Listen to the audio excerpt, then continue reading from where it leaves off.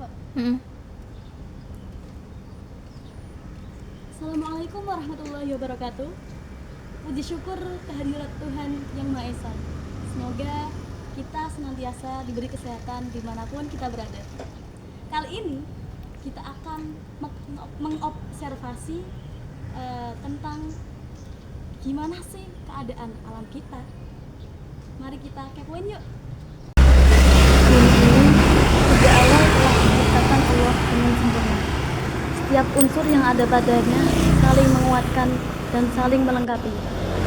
Gunung menjaga bumi dari guncangan, hutan menjaga keseimbangan udara, dan sungai-sungai mengalir membawa kehidupan. Semuanya bergerak dalam harmoni ciptaan. Namun, kita menatap bumi dengan kejujuran. Kita melihat pemandangan yang berbeda. Sungai yang dahulu jernih kita perlahan menggelap. Udara yang dulu segar kini terasa berat.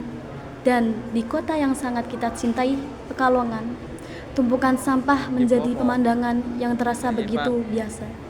Plastik, limbah rumah tangga, dan sisa aktivitas manusia mengampung di aliran sungai yang dulu menjadi sumber kehidupan. Padahal Allah telah memberi peringatan yang tegas dalam Al-Quran. Dia berfirman, wala tufsidu fil ardi ba'da islahiha, dan janganlah kamu membuat kerusakan di muka bumi setelah Allah memperbaikinya. Quran Surat Al-A'raf. Ayat ini bukan hanya larangan, tetapi juga pengingat bahwa bumi sudah Allah ciptakan dalam keadaan baik, bersih dan seimbang. Dan manusialah yang seringkali menjadi sumber kerusakannya. Kerusakan itu tidak selalu dalam bentuk besar, tidak harus dengan menebang hutan atau mencemari laut. Kadang kerusakan dimulai dari sesuatu yang kita anggap sepele. Membuat sampah sembarangan, membuang sampah sembarangan, meninggalkan plastik di pinggir jalan, atau membuang limbah di sungai. Perbuatan kecil itu, jika dilakukan ribuan orang setiap hari, menghasilkan kerusakan besar yang sulit diperbaiki. Sampah yang menumpuk di sungai membawa banyak bahaya. Ia menutup permukaan air hingga cahaya matahari tidak dapat masuk, membunuh mikroorganisme yang menjadi awal rantai makanan. Ketika mikroorganisme mati, ikan kehilangan sumber makanannya dan sungai kehilangan kehidupan. Sampah juga menjadi sarang penyakit. Plastik dan limbah yang menumpuk menghasilkan bakteri berbahaya, menyebabkan diare, tipes, penyakit kulit, bahkan infeksi pernapasan. Genangan air akibat saluran yang tersumbat sampah menjadi tempat berkembangnya nyamuk, meningkatkan risiko demam berdarah. Tidak berhenti di situ, sampah yang terurai ke tanah meracuni air tanah yang kita gunakan setiap hari. Dan plastik yang kita buang hari ini akan tetap ada ratusan tahun setelah kita tiada. Sungguh bumi yang sedang memanggil kita.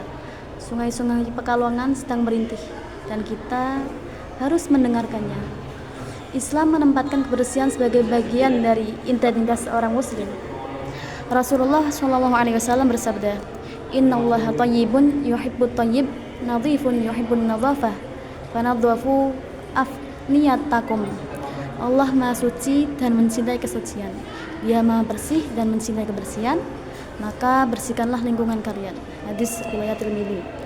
Hadis ini bukan hanya anjuran moral, ia adalah standar keimanan. Ketika seseorang menjaga kebersihan, sesungguhnya ia sedang meniru sifat Allah yang Maha Suci dan Maha Bersih. Sebaliknya, ketika seorang membuang sampah sembarangan, ia tidak hanya mengotori lingkungan, tetapi juga mengganggu orang lain. Padahal menghilangkan gangguan dari jalan termasuk cabang iman, dan membuang sampah sembarangan adalah kebalikan dari itu.